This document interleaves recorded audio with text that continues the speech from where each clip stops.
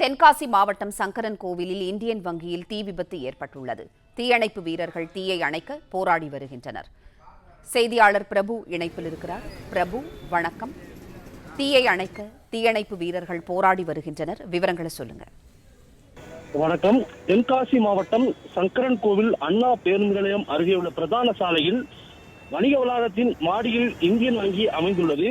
இந்த நிலையில் திடீரென வங்கிக்குள் காலையில் தீப்பிடித்து எரிந்ததை கண்டுள்ள அங்குள்ள மக்கள் சங்கரன் கோவில் தீயணைப்பு துறையினருக்கு தகவல் தெரிவிக்க விரைந்து வந்த அவர்கள் தண்ணீரை பீச்சி அடித்து தீயை அணைக்கும் பணியில் ஈடுபட்டு வருகின்றனர். மேலும் தீ விபத்து எவ்வாறு ஏற்பட்டது என்ற விசாரணையும் அதிகாரிகள் ஈடுபட்டு வரும் நிலையில் வங்கி உள்ளே முக்கிய ஆவணங்கள் மற்றும் கணினிகள் உள்ளிட்டவை தீயில் எரிந்து கருகி இருக்கலாம் எனவும் கூறப்படுகிறது.